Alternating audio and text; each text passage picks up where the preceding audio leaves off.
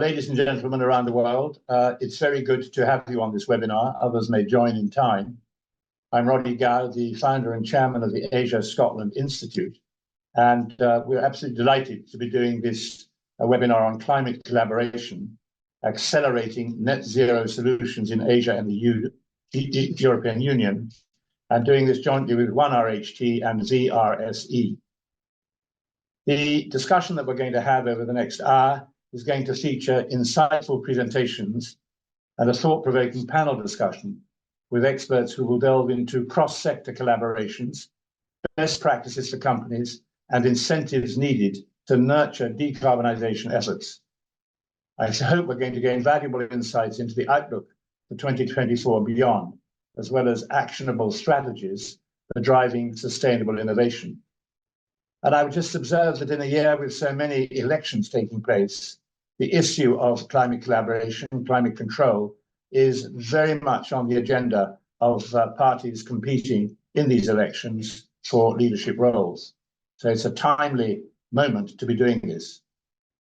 And the discussion points which are described in the event program include accelerating climate tech development in Asia and the EU, forging stronger EU-Asia clean energy bridges, and examining these subjects in some detail. We're very fortunate to have three experienced speakers: Dr. David Broadstock, Senior Research Fellow and Energy Transition Research Lead at SGFin; Joseph Owolabi, Founder and CEO of Rubicola Consulting; and Kevin Miller, Senior Manager at Zevero. The format will be that after each of these have spoken, we'll then give the opportunity to those listening and participating to answer questions using the chat Q&A functions. So it's with the greatest of pleasure that I hand over to David to ask you if you could kick us off. Thank you. Thank you very much, Roddy. Let me just share my screen very quickly. Okay, can I just confirm that you can see my slides? Okay, wonderful. So it's a pleasure to join this conversation. I'm just going to briefly reflect upon some of the experiences on the sort of overall transition process from the lens of Asia. And from my background as an economist, thinking about finance-related matters, and noting that my colleagues in this panel will actually try to talk towards some of the more operational matters that firms themselves may face. I prepared these slides quite playfully, and I'll just note on record that the artwork is created in combination between myself and Adobe Firefly. So just playing around with a little bit of artificial intelligence in there. So as we know, the focus of the conversation today, it's actually quite interesting. I tried to reflect very briefly on what the title of the event and the title of the presentation reflect upon, and I'll sort of build my brief presentation around this. And that we're talking about accelerating net zero solutions and climate tech development in Asia and the EU. And I think that's an important distinction, as well as an important friction which occurs in achieving some solutions based on the distinction between what's necessary to achieve net zero and how climate tech specifically is sitting within that landscape and can actually be utilized in a trustworthy fashion. I'm going to skip through some of the slides because I over-prepared, but I want to highlight just a few points, really, try and get some core messages. Decarbonisation is upon us. We need to be doing this. It's a present challenge. Net zero, most countries are aiming for 2050 or thereabouts. Most companies are largely aligning with those national aspirations. And there is a significant growth that is occurring in the surrounding environment, the enabling mechanisms which will help countries and companies in achieving those commitments to net zero. But progress is not moving fast enough. I don't think that's a contestable comment. I think everyone here is likely to agree with that. And so the question is, what can be done, what should be done, and what is being done to actually move things further and faster? It's important to note that when we say that maybe not enough is being done for many major infrastructure projects, many we still need to begin to plan and implement. We're already within the investment horizon life cycle for 2050 for those types of projects. One thing I want to dwell upon for a minute is, and I think this reflects the Asia focus at the moment, is that making room for the transitions we need to achieve is not just about transition, it's about a just transition. Now, I'm going to play with that concept for a couple of minutes. So the just transition, what can we say about just transitions? We know some things, some of us know some things, some of us don't necessarily think about the full range of things. But I'll try and present a couple of facts around this. One is that because of the need to avoid irreversible damages from climate change, we need to just transition rapidly. It's something that we just must do. And we know this, yet we still have certain procrastinations towards this on a global scale. I mean, I want to qualify, there's an awful lot of very good effort that's underway as well. But we need to scale that up and get faster on this. And it's transition that's at the moment calibrating around a discussion on phasing out of coal. But the oil and gas story is still very firmly within that and cannot be isolated. Second fact, due to a range of barriers, technological, resource, social, financial, and economic, we cannot just transition overnight. So, caveats to transition itself. And another fact that is really the one that dwells into the concept of the just transition much more completely. A more complete scientific understanding has occurred in the recent decade or so. We continue to upgrade our knowledge there. We also continue to have revised awareness and societal expectations and norms towards what a transition should be. And that a just transition is something that must stretch beyond the energy sector. And so much of the policy context, and especially when we try to think towards some of the technological solutions and the clean tech solutions that could come about, they very much reflect this. The idea that it's not just about how much carbon are we removing, it's also about how we benefit in local communities, how are we overcoming poverty, addressing sustainable development goals in parallel. Now, in the interest of time, I'm going to very, very quickly skip through a couple of points here. I took the liberty of going back and trying to think what are the key concepts of a just transition, and it kind of falls into a series of topics. There's a whole other seminar I could give you on this, but it's not for today. But if we are to look at the 1,300 or so academic contributions that talk about what's engaged in dealing with transitions, we find that social equality is a very important topic. The managed phase-out process, which is particularly complex to address. We see an awful lot of discussion about the legal context, which is in a state of flux, and we continue to see new and emerging discussions around what it means to be able to invest into transition-related projects, what it means to be able to offset emissions in a way which is not going to be subject to introducing legal risk for companies. We continue to see policy discussions and economies trying to work out how do we address welfare inequality. Net zero is, of course, a key topic within that. The circular economy, questions around how we balance the use of land for things like agriculture, energy production, places to live. And the fact that we have resource curses and stranded assets that are going to create frictions to achieving everything. And of course, everyone's very mindful of the need to obtain low costs of living with the transitions we need to achieve. So with some of those bits and pieces in mind, I'm now just going to go through 4 hurdles. Each of them is a slide like this, in which I just want to elevate a particular point which is central to a key area of discussion, policy, and practice within the region. One would be, how do we value biodiversity? We are in a situation where we want to reorganize capital flows so that we can achieve decarbonisation. And in the near term, we want to use things like offsets to balance off against the emissions that we must continue to produce whilst we do still use polluting sources. And then we also want to build out new natural-based solutions, nature-based solutions, and that's where the clean tech element comes in. How do we lever the natural workings of our ecosystems in order to facilitate the decarbonisation process?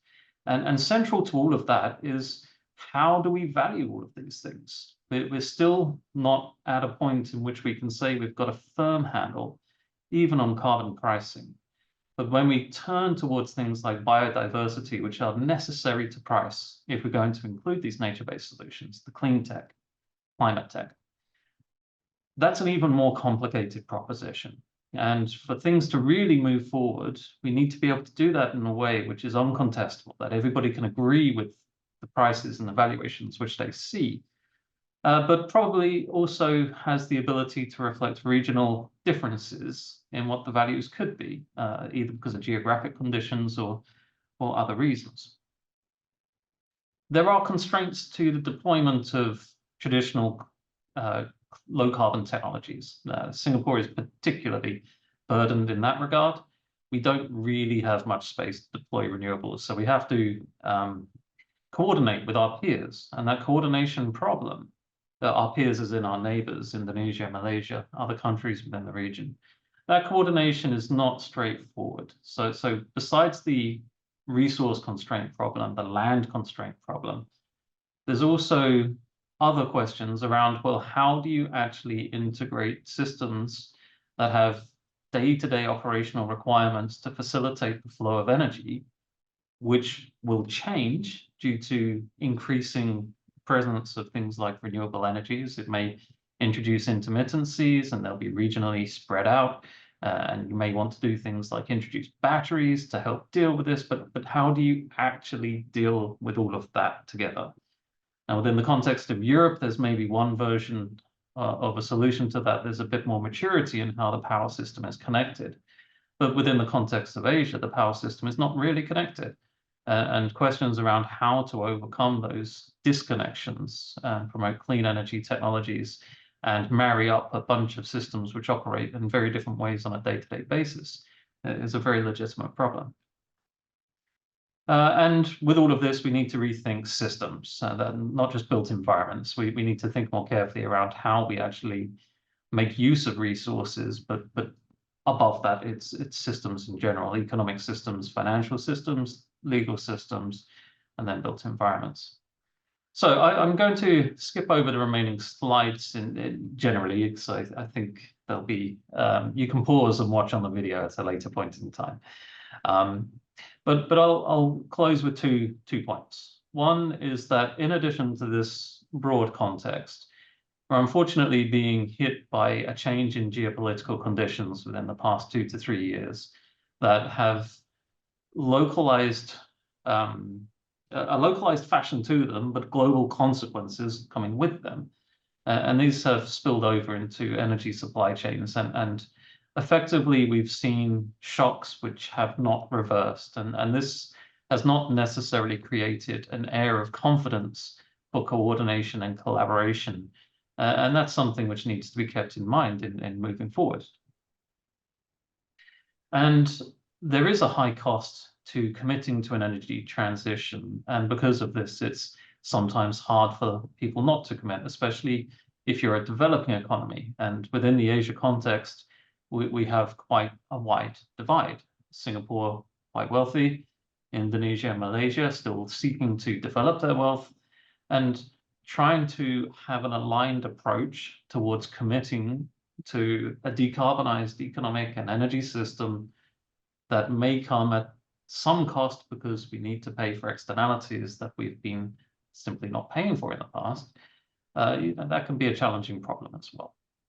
So hopefully that provides a flavor of what some of the issues are that seem to take a bit more prominence in the conversations here within Asia in relation to the process of decarbonisation, with some particular emphasis upon how we might actually utilize clean and climate-based technologies, nature-based solutions in that process.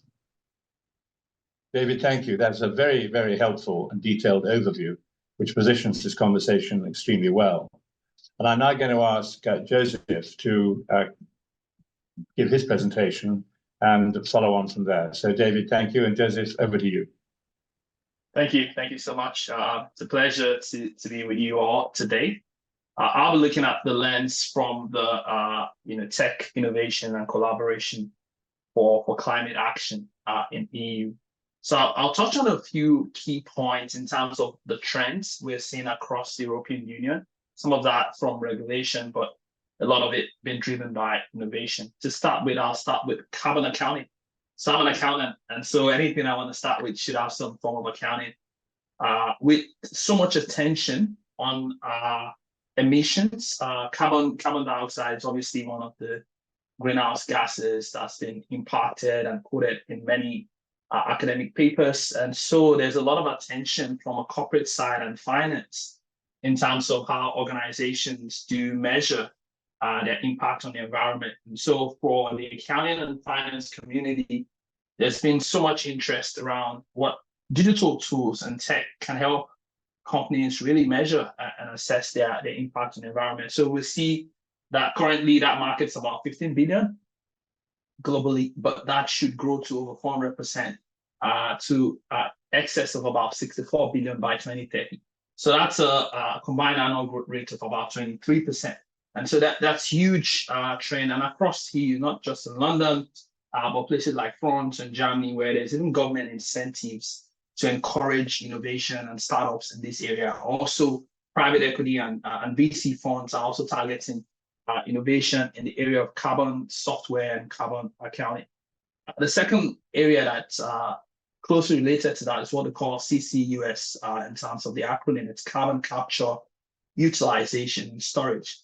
And the same idea here, if we have a lot of carbon dioxide and we need to take that out of the environment, there's a lot of literature in the area of carbon sink. But more importantly now, across the European Union, there's a lot of focus around how do we accelerate the technologies that will help us mitigate climate change by capturing the emissions that are already there. Yes, we need to reduce emissions, but if all of these industries, from shipping to mining, heavy machinery dependent industries keep emitting carbon dioxide, how do we capture that? How do we utilize it? In fact, how do we store that carbon dioxide? And that's a key area across the world. But more importantly, in the EU, where you've got an established ETS, emission trading scheme, and the carbon market is really big in the EU and some part of Asia Pacific also, like in Hong Kong and Shanghai, right? It's a real issue there. So when you think about what we call direct air capture, the DAC technologies, which is expected to remove up to about 90 million tons of carbon dioxide in a year by 2030. But the expectation is that that needs to move from just 90 million to about 980 million tons by 2050. So when you think about the potential there, it creates room for innovation, it creates room for foreign direct investments, innovation, startup activity within the area of carbon capture, utilization, and storage. Another area where I want to touch on quickly is the area of smart mining. So like we know, globalization, 7 billion plus humans on Earth, everybody's driving or either a bicycle or going on a train or flying. There's still that dependency on metals, minerals, right? And so for all the construction and the emergence of nations and development has been fueled by all of that mining activity from places like Australia and South Africa. So there's a lot of criticism and public outcry, investor scrutiny of that sector, because obviously there's so much impact, negative impact when it comes to environment and social from that industry. So what they've done in mining is to adopt artificial intelligence. So if they know already that they are disadvantaged in terms of impact on the environment and social, the people that work, health hazards and all of that, right? They've tried to also be more efficient. And so we've seen a lot of adoption of AI technologies across mining firms around the world. This year alone, I think mining firms will spend in excess of 200 million on artificial intelligence platform. That's investment in 2024 that will go into AI. So not just AI, they also advanced machine learning algorithms that allows for more optimization of extraction processes. So when you think about the mining processes, how much of energy consumption and the waste they create, so they can have better ways and intelligent systems that help them do all of that more intelligently. A good case study is what Microsoft is doing with a mining company based here in Australia, BHP, which many of you know. And what they've done in that collaboration with Microsoft is to use real-time data from copper concentrations and the Azure machine learning with Microsoft to make precise hourly predictions and advise the operation team in terms of when to do more mining, how much storage they should have, all of the value chain processes that needs to happen to ensure you have optimal mining process. So that's a live case study. There are also upcoming startups, not just in Australia here, but around the world in places like the US. You have what you call the Earth AI, obviously in Australia. There's the Stratum AI in Canada. And all of these are building solutions that are targeted at enhancing mining operations and efficiencies. Beyond that, also, there's also this whole thinking around, why do we need to mine on Earth? Do we need to go to space? And there's the asteroid mining market, which is booming. It's projected to grow also at about 25% by 2030, to approximately $6 billion. So across Central Europe and Eastern Europe, in places like Bulgaria, there's already strong foundation for space technology and innovations, thinking about asteroid mining and how to put all of that for companies. And so there are a number of entities there, Vada Space Industries, all of that leading the way in the EU. And those are one of the trends I thought I should point out to you. Beyond that, also, when you think about trends that would determine, from a tech perspective, you can't but talk about fintech. So we've seen what fintech can do in traditional finance. But now, how do we ensure, if you think about things like blockchain, the criticism that environmental activists have had with blockchain and alternate coins, it's just the energy consumption, right? And so there's a lot of thinking around how do we ensure and bring innovation here. There's a lot of European startups looking at the area of climate fintech. In 2022, Europe secured approximately $1 billion in climate tech funding. And that surpassed what North America had by 56%. So that's huge. And so that's an area where over the next 5-10 years, we continue to see a lot of collaboration, a lot of startup activity, and also attracting finance. Clean energy, I don't need to overemphasize that. You know what that is, from ensuring that we diversify from fossil-based energy sources to more sustainable, wind, solar farms, and all of hydro. That is big all over the world. And you find that this year alone, out of the 2.8 trillion investments expected in energy, 1.7 trillion of that will go to clean energy alone. So that tells you how much clean energy is. Well over 50% of all of the energy investment will go into clean energy, and that's huge.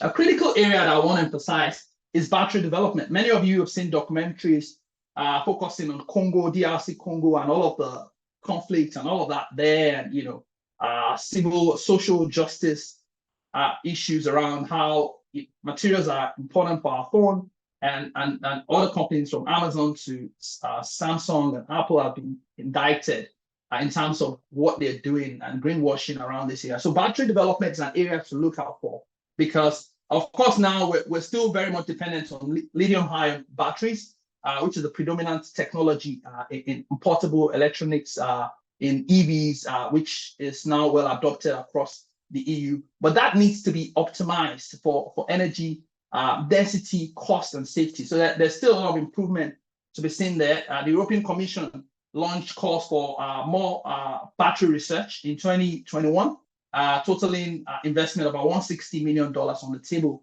for all of this. So you see countries like Germany, France are leading the charts when it comes to battery manufacturing capacity. Also, you can't leave out Poland, of course, Hungary, and Sweden, where you also find a lot of activity when it comes to battery development. To wrap this up, I'll touch on agriculture. That's another area where there's been a lot of criticism from the greenhouse gas emissions coming out from the way we're still doing farming and agriculture around the world. So there's need for precision agriculture that aims to minimize the environmental impacts of farming while also maximizing productivity. We know clearly that there are issues, obviously, around food security, and so there needs to be alternative protein sources, and livestock farming, we know, account for nothing less than about 14.5% of current greenhouse gas emissions. So I think these are some of the areas where we'll continue to see activity around the European Union in terms of tech innovation and collaboration, as well as investment opportunities. That's it from me. Thank you. Well, thank you very much indeed. That's very interesting. And to the other participants, as you think of questions or things for discussion, please complete the Q&A and chat function that you'll see on your screens. So thank you so much for that. That was very helpful. And now it's our opportunity to turn over to Kevin to get his views on what he's heard already from David and also from Joseph. And then we can open up the conversation within the panel. Kevin. Sure, thanks, Roddy. In terms of climate tech, myself, I'm in a very interesting position because I'm at a company that is bringing a climate tech solution that has been proven in the EU and in the UK over to Asia. The initial thoughts of doing that, and just for clarity, the climate tech solution that we have is more on the carbon accounting side, really the first step of doing any decarbonization strategy. But bringing that solution over to Asia has been a bit difficult, mainly because the solutions in Asia are quite advanced. They're pretty state-of-the-art for what Asia is actually known for doing in terms of optimization. But it also could mean that Singapore is leading the charge. Much to David's point, we are looking at partnerships around Singapore and its neighbors to really bring up the entire region, not only in carbon accounting, but also energy security, water, and waste, which are the main drivers for carbon emissions in the first place. So in terms of bringing a solution over to Asia, we want to actually see what are the drivers for a company to be pushed towards a climate tech solution like carbon accounting software. Mainly they could be pushed by the investors, they could be pushed by really their suppliers in their chain or the customers, and not to mention internally, if the founder or the CEOs and directors really have an inclination towards decarbonizing their systems.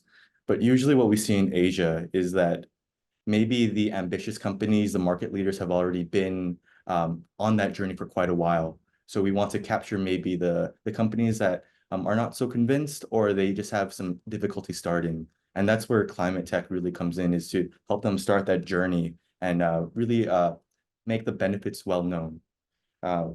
In terms of what climate tech should actually help a company be doing, we're mainly looking at unstructured data and turning it into a business advantage and even some cost effectiveness and savings. So overall, we're looking at transforming data that's merely unstructured, maybe it's scattered around the organization, packaging it into a GHG emissions inventory, and then figuring out, okay, where do you stand with your competitors in the space? Where do you stand in the average company in your sector for your size and how long what kind of business you do, and then tailor a decarbonization strategy around that. After this, we would actually look at what are the solutions out there and what can we implement. So much to Joseph's point that we do need to build up some of these existing climate tech for scalability outside of just carbon accounting, more of the energy transition, maybe even solutions around waste and prevention of waste and water and around those drivers. Only then where you can actually experience maybe some internal IP around what solutions you have that have been proven. There's some value in what you could scale up to and sell to other customers. That could be part of what you would like to have your legacy in your decarbonization strategy. But then we also want to make sure that it's actually cost effective and can help you meet those targets that you set, whether it might be a net zero by 2050 or some other variation of it, whether it's science-based or not. So there's some flexibility around how any company can be advised to enter their decarbonization strategy, but climate tech is mainly to figure out how these solutions can fit for your business. So in Asia, most of the companies are well on their way. And we want to capture some of the companies that are maybe beholden to their supply chain. Maybe their suppliers want you to have some SBTi target, some science-based target, or some other supplier engagement KPI that they want to reach. So it gets to the point of in Asia capturing the people that fall out of that leadership or that market leader space. But in terms of looking at why does this actually matter for a company, I'd like to take a focus back to the UK and the EU, where most of the regulation actually happens, and most of the leadership actually happens in climate or in disclosures, and even laws around what comes next, greenwashing, and making sure these claims are good. Mainly because we're looking at this data journey materializing into what is the market advantage these companies have. So, for example, we do advise a company that has made a carbon negative beer. Carbon negative beer is a very interesting topic, but mainly you can only do that with the data that you have been given, the data that you can actually harvest from the company itself, and that comes all across the supply chain, scope 1, 2, and 3. But in terms of what they're able to market is that the beer, the raw materials of the beer actually had some regenerative properties around it. Whether that stands to any current legislation around greenwashing or any some sort of audit, it's yet to be managed. But that's where I see the difference between Asia. Asia can be a bit more careful around those claims because they can see that maybe a lawsuit or some sort of watchdog that looks at them might take down that entire business line or that proposition. While in the UK, they're a bit more looking at it towards, this is my niche. I'm going to go all in on this, and this is what my product will be like, because maybe it's a bigger market. So maybe the undiscovered markets around Singapore is where a lot of these climate tech solutions can enter, whether it be from the EU, America, or even Singapore and our homegrown solutions. So we're looking at really a wide net of where decarbonization solutions can fit, because measurement is just one part of the journey, and everything is out there. We just need to capture that data. And which brings me to my final point, is that though the data does exist in parts of the company, pockets of the company, there is clearly the need for, or at least the comparison between what data is collected and what data is connected. This is another climate tech solution or a climate hardware that we could start to look at. How to make measurement easier and more streamlined. Collection is very simple. It's collecting data, doing surveys, and taking down metrics over the course of the year. If we're just talking about carbon accounting, and then compiling them in either software or Excel. Connected data is where everything is just uploaded as it happens, more or less real-time data. This is the biggest roadblock to a lot of companies, is the data collection. We want to figure out what are the best ways to make this hurdle a bit more palatable, a little bit more not as hard to manage, as data can come in any shapes, sizes, and forms. So looking at that, I do think that there is some work to be done around the data quality and the data collection of that data that could be harvested from, your enterprise resource platform, your sales and procurement side, and also really your purchase goods and services. And then if you have any invoices just lying around, that's hard copy, so to speak. So some firms in Asia and Southeast Asia still have those hard copy forms that need to be translated. So maybe a precursor to climate tech is digitalization of this data. But this comes really in the package of how is the data captured, and then how can we bring it into tech and help you use that to your advantage. So yeah, I think there's quite a bit of opportunity in the space that I work in, and definitely it's more than just looking at your scope 1, 2, and 3. There are many stakeholders to manage in this process, and even ones that are less likely to give up the data. But in terms of the climate tech and carbon accounting, we're seeing quite a few developments that is more of what contributes to that really large market cap around it at this time. Yeah. So thank you, Roddy. I think that's good for me. That's excellent. Thank you very much. The need to know is obviously important. I mean, you don't know what you don't know. And so I'm wondering in markets like India, with the elections going on there, how people can indeed determine what's going on in this field. That would be an interesting topic to have and talk about. David, can I bring you in on this conversation? And of course, Joseph too. David, would you like to pick up on some of the things that Kevin has very kindly identified? Excuse me. Yes, I mean, it's been a fascinating conversation so far. We've covered a great deal of ground, actually.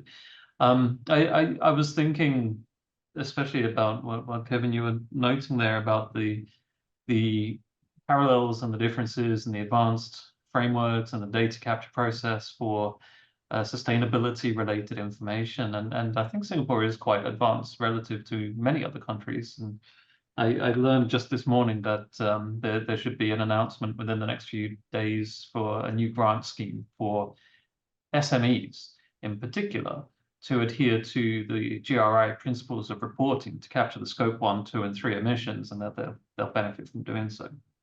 And it's interesting because the conversations here, they lead into questions of how within the context of today's world do you let companies preserve their own information because they feel they have some competitive advantage or disadvantages which may be revealed through that information, yet continue to populate the information environment and you know, processes around federated learning. You know, I think there's a lot of conversations on things like this, and I think they apply universally.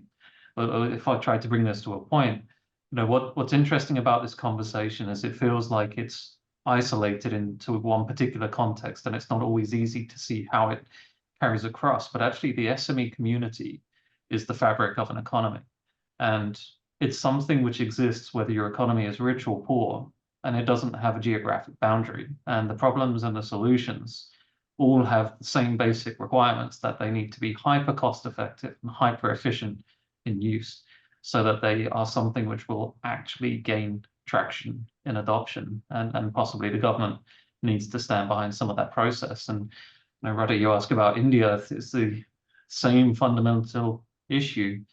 And the opportunity actually comes when we think in terms of the broader components of Asia, not just the Singapore context, which is, of course, very wealthy and quite well developed, but learning from Europe how we can actually help other Asian nations leapfrog into better ways of doing things rather than take a smooth transition. And that whole process of, you know, learning in ways which are acceptable, I think is going to be quite key. Otherwise, I don't think I have anything very specific to add. I mean, there's a lot of things that have been covered, but if you have specific questions you want me to focus on, Roddy, do please say. I will. Joseph, a chance for you to make some observations now following what David has very usefully said. Yeah, thanks, Roddy. I think, you know, David's pointed out to, obviously, Singapore is well known in the region, Asia Pacific. I'm lucky to be living in Australia. And so we know Singapore as that hub for innovation and tech in the region. So that's well established. And I think it's good to see and hear some of those initiatives and advancements there around, you know, not just the accounting, but also looking across that value chain, like we've mentioned there, and to see opportunities for, you know, data mining, data intelligence that organizations can use in their strategy to even be competitive advantage. We know clearly that in the next century, it would be, you could derive competitive advantage in the way in which you manage your carbon data, right? So it's going to be interesting to see how that plays on. And we do know that, of course, Singapore's benefited from, you know, post-COVID, a lot of that attention that used to be on Hong Kong in terms of being the window into mainland China, you know, some of that investments are actually being in Singapore. So it'll be interesting to see, again, how that learning from European Union, well-established emissions trading scheme, and how that can, you know, that knowledge sharing can happen, not just for Singapore, but even economies like Australia, New Zealand, Japan, Korea, but even Malaysia, and even you know, developing economies in that South East Asia corridor. So definitely keen to see all of that. But beyond carbon accounting, it's also in the climate fintech space. So Singapore, well known for fintech. Australia is also big on fintech. A number of the unicorns that you've seen globally started out here, and some of them are still headquartered out of Australia. It's how do these entities make that transition from being a unicorn when it comes to fintech to now start thinking about those products and technologies that would help deliver those ambitions for net zero, whether it's 2030 milestones and goals, or it's 2050. So that's something that we need to follow with keen interest. Thank you. Thanks for that. Kevin, any observations from you, having heard what Joseph said? Yeah, I think the fintech angle is definitely something that Singapore is trying to develop a bit more. But to kind of combine what I've learned from David and Joseph is that we're kind of looking at getting a bit more critical mass to care about their emissions and to care about their emissions so that the other solutions can enable them. So there is that sub-market that's being developed of people that know their emissions and will need to do something about it. Let's say they've gone through a mitigation hierarchy where they've already reduced what they can, they've already cut off some emissions that are the most feasible to them. Then maybe they got to look at that bottom layer where you might need to offset, or you might need to invest in a bit more of a clean energy solution if your location allows that. It just goes to show that this is a growing market space, and many companies do have opportunity to provide those solutions, because the people that need the green energy solutions are the people that want it, and the people that want it are the ones that have targets. So this goes into like, what is the stickiness of this entire green economy? The stickiness meaning they start off not knowing anything. They start off knowing their carbon emission, or they follow up with knowing their carbon emissions, then implementing a strategy. Then there are different service providers, different fintech solutions, different technological solutions that we could put forward, depending if the innovation is ripe for the market. So I'm thinking that a lot of these things are predicated on carbon accounting, and I guess that's where my focus is in recent years. But I think that there are more advanced things to think about when a company does create a robust decarbonization roadmap, which will include a lot of these solutions, because you can only optimize so much. What I can recommend companies to start doing is to just know what their operations are like. And figure out maybe if they're a product producer, they're manufacturing, what are the actual inputs you're putting into that product, its life cycle, so to speak, and can you pinpoint those hotspots and tag them to a supplier? What kind of relationship do you have with that supplier? Because I think at the end of the day, good carbon management is good management of energy, water, and waste, which is good management of your environmental aspects in general. So it's not a trade secret that any one company has, but it's just the way you approach it. And that's how I feel a lot of the solutions that can come from EU all to Asia or vice versa will have the most impact. Yeah, thanks, Rodney. Kevin, thanks. And I'd like to perhaps also ask David to comment on this. One of my concerns is that the change in administration can, of course, alter from a political standpoint the emphasis and the importance of dealing with climate. And one wonders what may happen in the United States of America with the Trump administration coming in, if it does, to what extent that will affect America's attitude towards what we're talking about, and how that could have a knock-on effect in Asia. David, would you like to reflect on that? I didn't give you any warning of that question, but it is the elephant in the room is what happens if there's a change in the administration in the United States.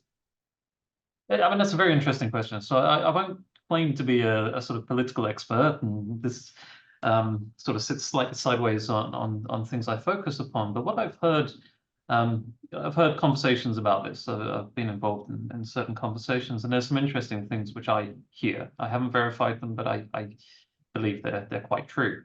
Which was that, you know, when Trump came into power the first time, may or may not come in the second time. There's a lot of uncertainty behind this context at the moment. But when he came into power in the first time, he pulled a lot of decisions which impacted upon the way that the United States is allocating money towards, dealing with the decarbonisation process, the way the data is captured and can be used, and so on and so forth. There were many changes.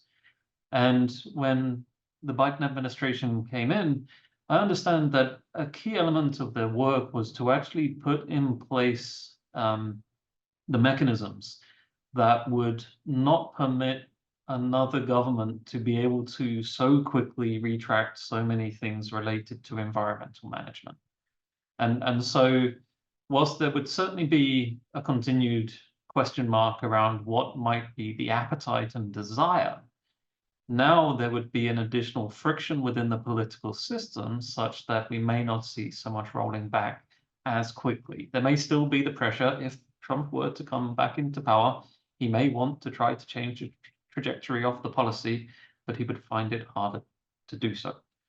So that, I think, is important. And I think it's actually a sort of meta-narrative as well, which exists in most places. I mean, this is Asia, this is Europe, this is the Americas, it's everywhere really, that actually the tone is that we need to be addressing these problems.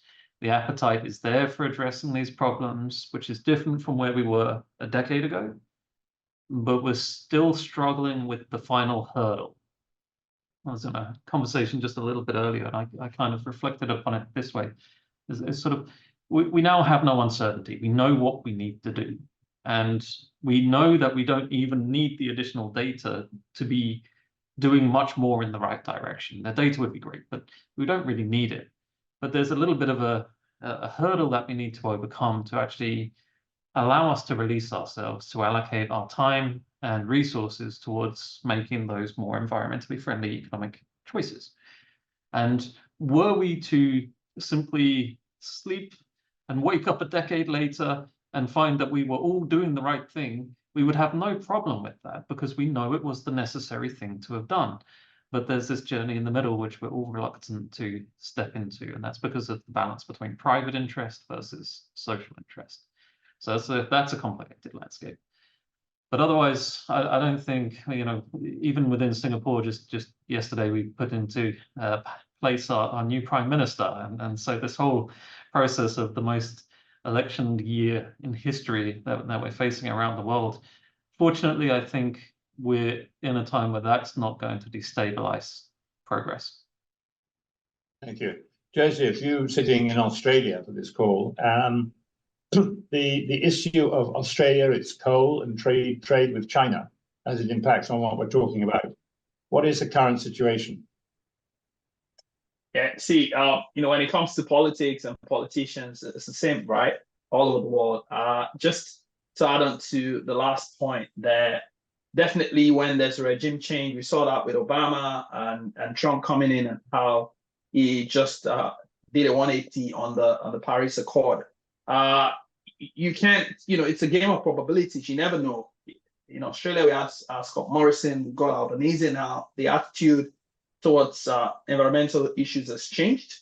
The challenge for us here is the National Party, the nationalists are obviously, like most regions around the world, they focus more on empowering people in the outback and rural communities. And for us here, it's mining, right? And so we haven't dealt with all of the mining busts that they had in the early 2000s in communities like Western Australia and Perth, and having experienced that resurgence with huge trade in steel and all of those minerals with China and other economies from the world, there's a reluctancy, right, in terms of just moving on with this whole change of ESG and climate action.